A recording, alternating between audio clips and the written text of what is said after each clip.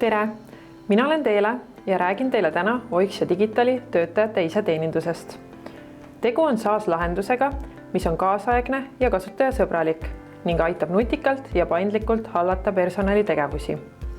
Eesmärgiks vähendada manuaalset tööd, säästa aega ja tagada andmete ajakohasus. Iseteenindust on mugav kasutada nii töötajatel, personalitöötajatel kui ka juhtidel.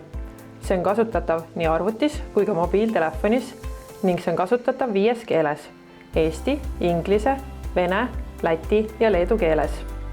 Lahendus on liidestatud Microsoft Dynamicsi erinevate versioonidega, kuid on liidestatav ka kõikide teiste süsteemidega. Iseteenindusse saab sisse logida e-posti aadressi ja parooliga või kasutades Active Directory autentimist. Iseteeninduse vasakusse nurka on võimalik lisada oma ettevõtte logo ja muuta niimoodi iseteenindus isikupärasemaks. Alustame iseteenindusega tutvumist töötaja vaatest. Hetkel oleme töötaja töölaual, kuid vasakpoolsest menüüst on võimalik liikuda ka teistesse vaadetesse. Iga ettevõte saab endale sobivalt seadistada, milliseid mooduleid ta kasutada soovib. Samuti on võimalik mooduleid seadistada lepingute põhiselt. Näiteks töölepinguga töötaja näeb tervisekontrollide vaadet, kuid käsunduslepinguga töötaja ei näe. Juhul, kui töötajal on mitu lepingut, siis on neid võimalik vahetada siit. Töötaja töölaual näeb töötaja kõiki oma andmeid mugavalt ühes kohas. Vasakul pool näeb töötaja enda nime ja pilti, samuti enda tööstaaži ja töölepinguga seotud andmeid, näiteks juhi nime, lepingu numbrit ja lepingu perioodi. Andmejaotises isiklik näeb töötaja enda isikukoodi ning muid enda kohta käivaid andmeid, näiteks seda, kas tal on õigust õppepuhkusele. Kontaktide all näeb töötaja enda kontaktandmeid ja aadressi ning saab neid ka muuta, juhul kui ettevõttes on see võimalus sisse lülitatud. Kuna andmed on töötajal kogu aeg silma all, siis nende muutmisel uuendab töötaja suurema tõenäosusega ka tööandjale esitatud andmeid. Vajutades telefoninumbri järel olevale pliiatsi ikoonile on võimalik töötajal oma telefoninumbrit uuendada. Vajutades nupule Esita saadetakse töötaja telefoninumber uuendamisele ning vastavalt ettevõttes seadistatud kinnitusringidele uueneb telefoninumber kohe või saadetakse see kinnitamisele näiteks personalijuhile. Töölaual on veel lisaks andmejaotis palk. Siin näeb töötaja, mitu päeva on tema palgapäevani jäänud. Antud loendurit on võimalik soovi korral ettevõttes ka ära peita. Lisaks näeb töötaja ka enda pangakonto andmeid ja saab ka pangakontot mugavalt iseteeninduses muuta. Paremas ääres on tulumaksuvaba summa andmed.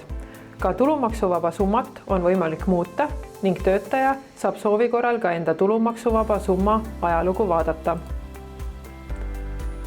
Lisaks näeb töötaja töölaual ka oma kehtivaid palgamäärasid, infot laste ning kontaktisikute kohta ning samuti enda poolt kinnitatud nõusolekuid. Tööandja saab seadistada andmete muutmise täpselt endale sobivalt.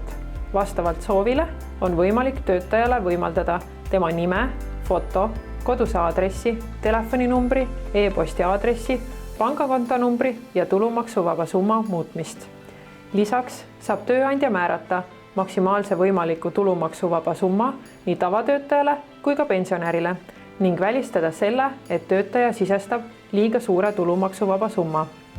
Lisaks, nagu ma varem mainisin, on võimalik igale väljale seadistada ka ettevõttele sobivad kinnitusringid, kus näiteks koduse aadressi muutmise peavad kinnitama personalitöötaja ja juht või vaid üks neist. Liigume nüüd puudumiste vaatesse. Antud vaates näeb töötaja oma puhkuse saldosi ja nende jääke. Näiteks Jaagu põhipuhkuse jääk on sel aastal 18,62 päeva.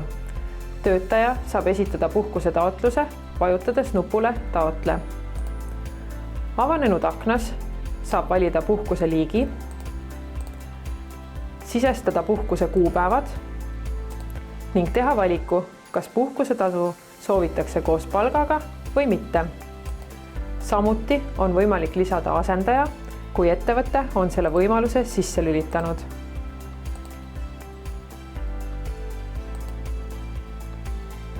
Tööandja saab seadistada, kui mitu päeva tuleb puhkusavaldus ette teha. Võimalus on teha seadistus ka nii, et töötaja saab puhkuseid sisestada tagantjärgi. Näiteks antud ettevõttes on näha, et puhkuseavaldus tuleb teha 3 päeva ette. Samuti on võimalik seadistada, mitu päeva peab puhkuseni aega olema, et saaks teha valiku, et puhkuseraha soovitakse kätte saada puhkuse alguses. Nii ei saa juhtuda olukorda, kus töötaja taotleb homseks puhkust ning soovib ka puhkuseraha kohe kätte saada. Lisaks saab töötaja ülevaate ka oma ootel puhkusetaotlustest ja kinnitatud puhkusetaotlustest. Samuti saab töötaja vaadata puhkusetaotluste ja puhkuste ajalugu. Ka puhkusavaldustele saab ettevõte määrata just neile sobivad kinnitusringid. Kinnitusringi on võimalik lisada nii töötaja otsene juht kui ka personalitöötaja. Samuti on ettevõttel võimalik lisada oma puhkuse reeglid, mis kuvatakse siin. Ning lisada töötajatele kalendrivaade, kust on võimalik näha kaastöötajate ootel ning kinnitatud puhkuseid.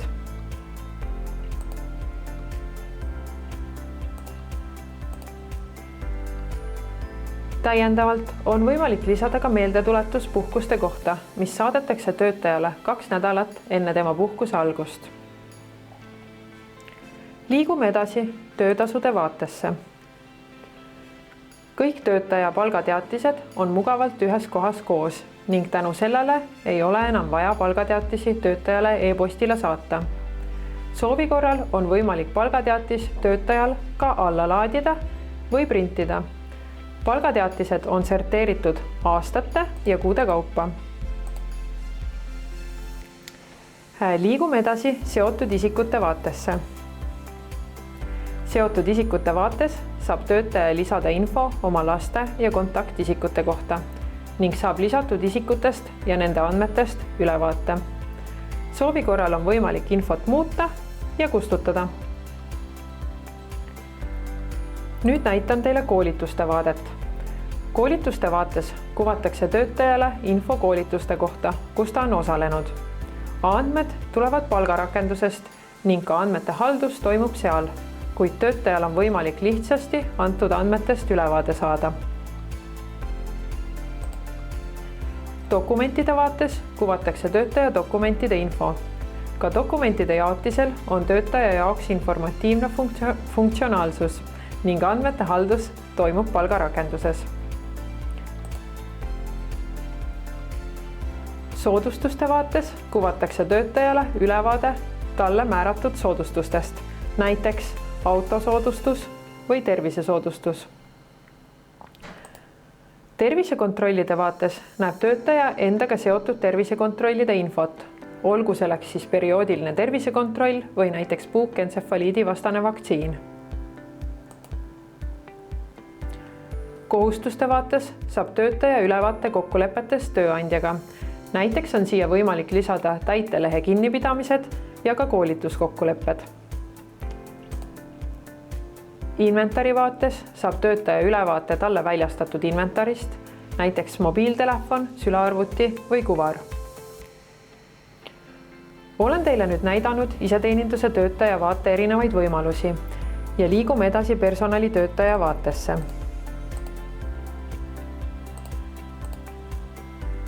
Personalitöötaja vaates on 2 kõige olulisemat ja enam kasutatavat funktsionaalsust, puudumised ja profiili muudatused.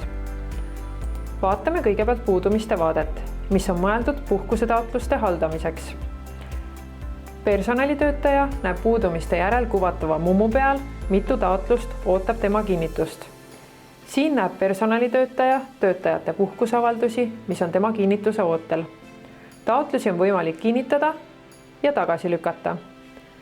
Kinnitada on võimalik 1 taotlus korraga, vajutades nupule kinnitan, kui ka samaaegselt mitu puhkusetaotlust, märkides vastavad puhkusetaotlused linnukestega. ning vajutades nupule kinnita 2 puudumist. Eriti mugav on see funktsionaalsus aasta alguses, kui korraga esitatakse väga palju puhkusetaotlusi.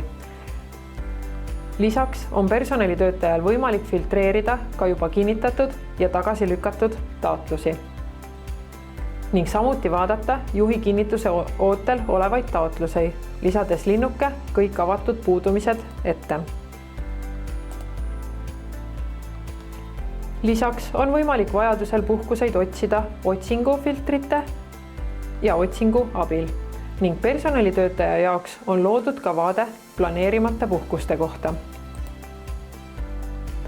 Antud vaates näeb personalitöötaja töötajate puhkuse jääke saldode põhiselt. Ka siin vaates on soovi korral võimalik otsingu lihtsustamiseks kasutada otsingut ja otsingufiltreid. Teine personalitöötaja poolt väga palju kasutatud funktsionaalsus on profiili muudatused.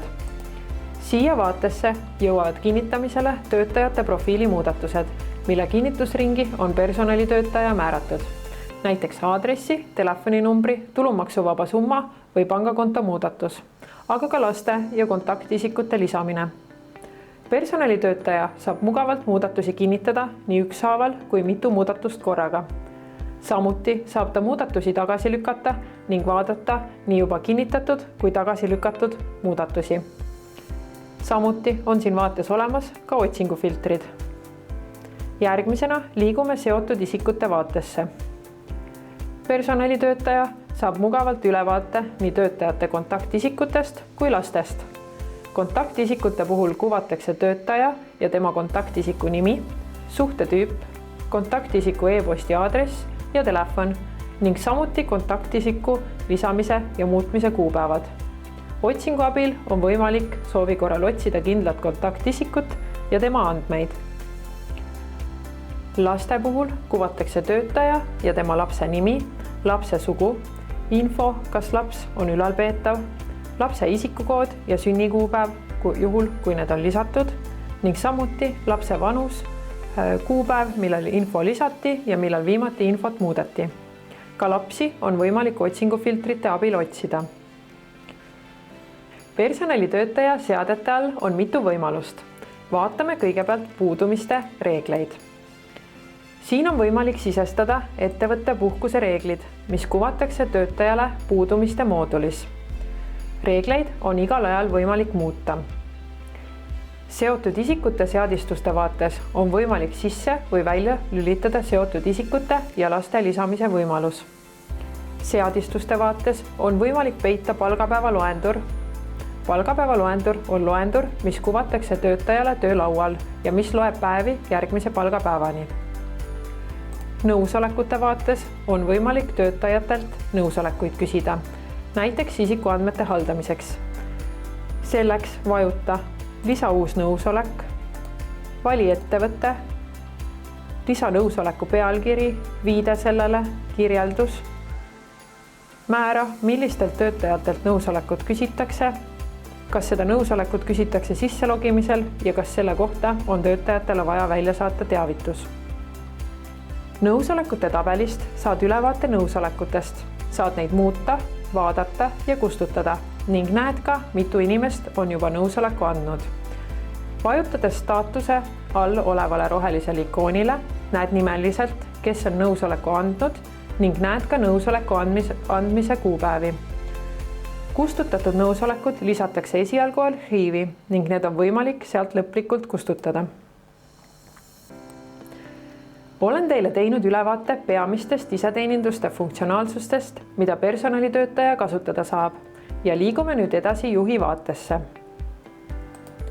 Juhi töölaual saab juht ülevaate enda inimestest. Näiteks näeb juht, mitu alluvat tal on, kui palju alluvaid on hetkel puhkusel või haiguslehel. Samuti on näha näiteks alluvate sooline jaotumine.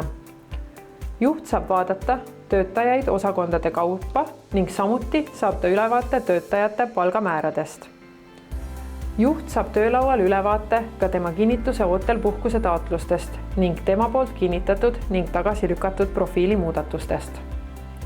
Aga liigume edasi juhi kalendri vaatesse. juht saab kalendris ülevaate ootel ja kinnitatud puhkustest ning juhul, kui ettevõte kasutab Compu Accessi, siis on võimalik kalendrist saada ülevaade ka töögraafikust ning haiguslehtedest. Kalendris on võimalik liikuda kuude kaupa ning on võimalik kasutada ka otsingufiltreid. Vaatame ka juhi puudumiste vaadet. Juhi puudumiste vaate funktsionaalsus on suuresti sarnane personalitöötaja puudumiste vaatele, kuid juhil on lisaks kasutusel võimalus, kus ta saab oma alluvatele puudumisi määrata. Selleks tuleb vajutada nupule lisapuudumine. Avanenud aknas on võimalik valida töötaja, leping ning sisestada puhkuse andmed.